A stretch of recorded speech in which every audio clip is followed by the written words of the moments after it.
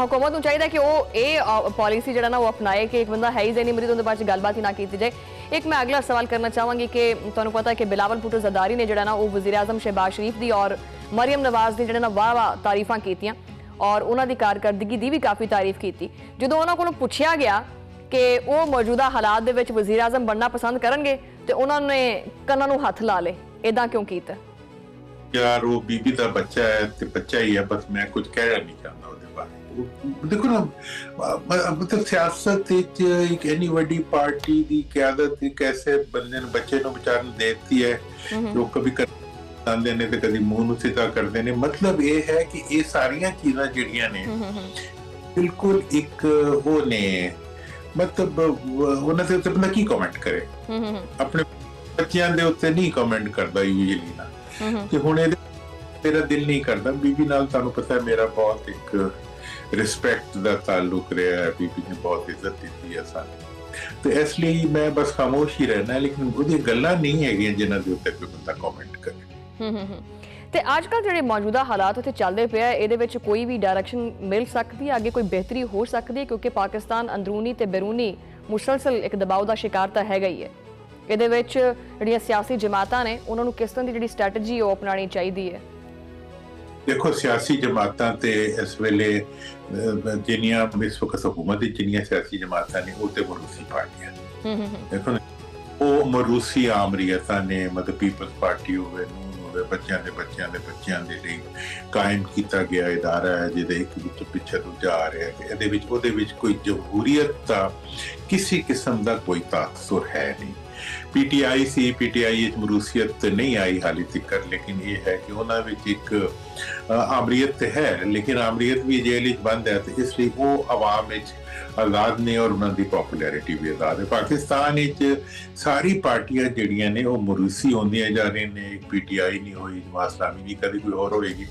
तो लिहाजा इस लिहाज नाल मैं ये कहना चाहता कि इस वेले ये पार्टियां जड़ियां ने सारियां हुकूमत विच बैठी हुई पार्टियां सिर रल के रात नूं बह जांदियां ने कि सवेरे किहड़ा असी शैतानी छोड़िए कि फौज ऑपोजिशन के दरमियान झगड़ा जिहड़ा है वध जाए, कटे ऐसी शतुंगली छड़िए जिहदे नतीजे विच ये चीज एस्टैबलिश हो जाए कि जनाब पीटीआई जिहड़ी है वो मुल्क दुश्मन है। वो ये मुल्क दुश्मन दा धंधा जिहड़ा है ये 76 साल तो कदी मुकण ते नहीं आ रहा और ये ना किसी का बिगाड़ सके है, ना मुल्क का कुछ बढ़ा सके। मतलब ये लगता है कि ये सिलसिला इवें चलता रहेगा, मुकेगा नहीं? नहीं, मेरा से ये ख्याल है कि ये कभी भी नहीं चलता, जब ये चलता है हुकूमत आप ही मुक जाती है। अच्छा, सही, बहुत शुक्रिया। वैसे दुरानी साहब टाइम जी अवाम के खिलाफ हुकूमत अगर अपना धंधा बना ले, अवाम के खिलाफ काम करना, तो फिर हुकूमत की चलेगी और धंधा की चलेगा। आवाम नूं वैसे तो आवाम नूं रिलीफ देना हुंदा, लेकिन आवाम नूं रिलीफ नहीं मिलता जिहड़ी भी हुकूमत आंदी है। आवाम दा ते ये हाल है कि देखो मार्का हक दे बाद किन्ना पाकिस्तान नूं इज्जत मिली दुनिया तो, किन्नी एहतराम मिलिया, किन्नी अटेंशन मिल रही है। 1% दा फायदा जिहड़ा इन्हां ने आवाम नूं दिलाया, 1% दा फायदा पाकिस्तान दी मईशत नूं दिलाया। कर्जे लैंदे ने ते जनाब आके कर्जे लांचां च बह के फिर बाहर चले जांदे ने। तो पाकिस्तान सियासत का तो हुण इक्को ही रस्ता है कि उन्हां दे उत्ते पाबंदी ला दी जावे पाकिस्तान की सियासत ते जिन्हां दी जायदादां और बिजनेस मुल्क तो बाहर। कि इस वक्त बानी पीटीआई की पूरी सियासत जिहड़ी है ना, समझ लो कि पूरा पाकिस्तान की जिहड़ी सियासत है उहदा महवर बानी पीटीआई ने। इल्जामात भी लगे जा रहे हैं उन्हां ते, धमकियां भी दित्तियां जा रही ने, इंतशार भी हैगा। तुहानूं की लगदा है कि मुल्की सियासत की जिहड़ी सिमत है वो किहड़े पासे जा रही है? बिस्मिल्लाहिर्रहमानिर्रहीम। देखो मुल्क की सियासत की सिमत जिहड़ी है ना, वो एक चीज दस रही है कि एक तो सियासत का जिन्ना नैरेटिव है, जिन्ना माहौल है सियासत का, उहदे उत्ते पीटीआई की क़यादत का कब्जा है। और दूसरी तरफ ये है कि इस कब्जे नूं कायम रखने मेरा ख्याल है कि हुकूमत भी उन्हां नाल ताउन कर रही है जी, क्योंकि हुकूमत माहौल इहो जिहा बनांदी है कि बस पीटीआई चेयरमैन पीटीआई उन्होंने डिस्कशन उन्होंने गिरती रहे और माहौल का टैंपरेचर जोड़ा है वो घट ना हो पाए, क्योंकि शायद हुकूमत इस मामले गिरती है कि अगर ये टैंपरेचर घट हो गया तो कितने वो इरेलीवेंट ना हो जाए। ਤੇ ਉਹ ਪੂਰੀ ਕੋਸ਼ਿਸ਼ ਕਰਦੇ ਨੇ ਕਿ ਜਨਾਬ ਇਸਟੈਬਲਿਸ਼ਮੈਂਟ ਨੂੰ, ਮੁਲਕ ਦੇ ਦੂਜੇ ਇਦਾਰਿਆਂ ਨੂੰ, ਹਰ ਇੱਕ ਨੂੰ ਡਰਾ ਕੇ ਰੱਖਣ ਕਿ ਪਤਾ ਨਹੀਂ ਕੋਈ ਅਸੀਂ ਭੂਤ ਜੇਲ੍ਹ 'ਚ ਬੰਦ ਕੀਤਾ ਹੋਇਆ ਬਾਹਰ ਆ ਗਿਆ ਤੇ ਤੁਹਾਨੂੰ ਸਾਰਿਆਂ ਨੂੰ ਖਾ ਜਾਏਗਾ।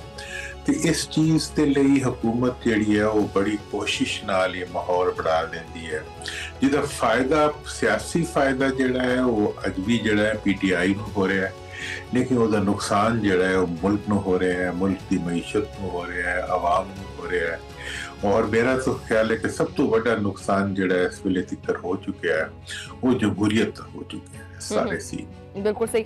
ਅੱਛਾ, ਲੇਕਿਨ ਦੁਰਾਨੀ ਸਾਹਿਬ, ਜਿਸ ਤਰ੍ਹਾਂ ਦੀ ਵੈਸੇ PTI ਦੀ ਜਿਹੜੀ ਪਾਲਿਸੀ ਹੈ ਕਿ ਅਸੀਂ ਨੀਵੀਂ ਨਹੀਂ ਪਾਉਣੀ ਹੈਗੀ ਜਾਂ ਬਿਲਕੁਲ ਵੀ ਲਚਕ ਨਹੀਂ ਦਿਖਾਣੀ, ਉਹਨਾਂ ਦੀ ਪਾਲਿਸੀ ਬਿਲਕੁਲ ਠੀਕ ਹੈ ਕਿ ਇਦਾਂ ਉਹ ਕਾਮਯਾਬ ਹੋ ਸਕਦੇ ਆ?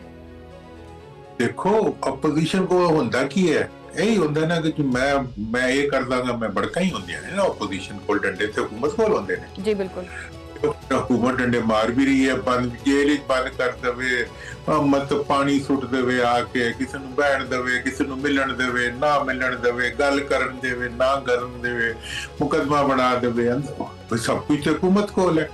ਬਾਕੀ ਆ ਕੇ ਆਪੋਜੀਸ਼ਨ ਕੋਲ ਜ਼ਬਾਨ ਹੀ ਹੁੰਦੀ ਹੈ ਨਾ, ਉਹ ਚਲਾ ਲੈ ਜਿੰਨੀ ਚਲਾਣੀ ਹੈ। ਹੁਣ ਜ਼ਬਾਨ ਚਲਾਉਣ ਤੋਂ ਵੀ ਇਹ ਕਹਿੰਦੇ ਨੇ ਅਸੀਂ ਨਹੀਂ ਚਲਾਉਣੀ, ਜ਼ੁਬਾਨ ਵੀ ਬੰਦ ਕਰਨੀ। और दूसरी गल है कि आजकल देखो, मैं दूसरा सवाल करना चाहांगी कि ये बड़े अरसे तो शुरू होया है कि जी इस चीज़ ਨੂੰ माइनस करना है, इस चीज़ ਨੂੰ प्लस करना है। एक बार फिर अपनी मुल्की सियासत ਦੇ ਵਿੱਚ ਜਿਹੜਾ -1 ਦਾ ਫਾਰਮੂਲਾ ਹੈ ਨਾ, ਇਹਦਾ ਸ਼ੋਰ ਫਿਰ ਜਿਹੜਾ ਨਾ ਉਹ ਹੋਣ ਲੱਗ ਪਿਆ ਹੈ। ਤੁਹਾਨੂੰ ਕੀ ਲੱਗਦਾ ਹੈ ਕਿ ਬਾਨੀਏ PTI ਨੂੰ ਮੁਲਕੀ ਸਿਆਸਤ ਦੇ ਵਿੱਚੋਂ ਮਾਈਨਸ ਕੀਤਾ ਜਾ ਸਕਦਾ ਹੈ ਜਾਂ ਹਕੂਮਤ ਬਾਨੀਏ PTI ਨੂੰ -1 ਕਰਨ ਦੇ ਵਿੱਚ ਕਾਮਯਾਬ ਹੋ ਸਕੇਗੀ? ਦੇਖੋ, ਇਹ ਤੇ ਬੜੀ ਮਤਲਬ ABC ਆਫ ਦਾ ਪੋਲਿਟਿਕਸ ਹੈ। ਮਤਲਬ ਜਿਹੜਾ ਅਲੀ ਬੇ ਜਾਣਦਾ ਹੈ ਉਹਨੂੰ ਵੀ ਪਤਾ ਹੈ ਕਿ ਸਿਆਸਤ ਵਿੱਚੋਂ ਅੱਜ ਤੱਕ ਪੂਰੀ ਪਾਕਿਸਤਾਨ ਦੀ, ਦੁਨੀਆ ਦੀ ਤਾਰੀਖ ਵਿੱਚੋਂ ਕੋਈ ਹਕੂਮਤ ਕਿਸੇ ਦੂਜੀ ਆਪੋਜੀਸ਼ਨ ਨੂੰ ਆਊਟ ਨਹੀਂ ਕਰ ਸਕੀ।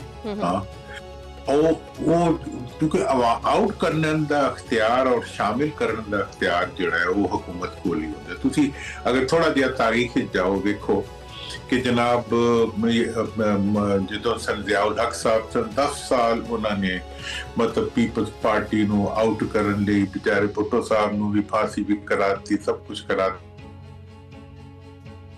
ਕਿ ਜਿਸ ਵੇਲੇ ਬੀਬੀ ਵਾਪਸ ਆਈ ਤੇ ਪੂਰਾ ਮੁਲਕ ਸੜਕਾਂ ਤੇ ਆ ਗਿਆ ਇਸਤਕਬਾਲ ਲਈ। ਔਰ ਉਸ ਤੋਂ ਬਾਅਦ ਅਗਲੀ ਹਕੂਮਤ ਉਹਨਾਂ ਦੀ ਬਣ ਗਈ। ਫਿਰ ਇਸੇ ਤਰੀਕੇ ਨਾਲ ਮੀਆਂ ਸਾਹਿਬ ਨਾਲ ਹੋਇਆ ਤੇ ਕੀ ਹੋਇਆ, ਮੁਸ਼ਰਫ ਸਾਹਿਬ ਨੇ 10 ਸਾਲ ਬਾਹਰ ਰੱਖਿਆ, ਵਾਪਸ ਆਇਆ ਸੀ, ਉਹ ਵਾਪਸ ਆਏ ਤਾਂ ਉਹਨਾਂ ਦੇ ਆਪਣੀ ਪਾਰਟੀ ਵਾਲੇ ਉਹਨਾਂ ਕੋਲ ਟਿਕਟਾਂ ਮੰਗਦੇ ਫਿਰ ਰਹੇ ਸੀ। ਤੇ ਇਹ ਜਦੋਂ ਵੀ ਕੋਈ ਹਾਈਬ੍ਰਿਡ ਨਿਜ਼ਾਮ ਬਣਾ ਕੇ ਕਿਸੇ ਨੂੰ ਆਊਟ ਕਰਨ ਦੀ ਕੋਸ਼ਿਸ਼ ਕੀਤੀ ਜਾਂਦੀ ਹੈ, ਇਹ ਕੋਈ ਪਹਿਲਾ ਨਹੀਂ ਹੈ, ਇਹ ਹਰ ਦਫਾ ਹੀ ਹਾਈਬ੍ਰਿਡ ਨਿਜ਼ਾਮ।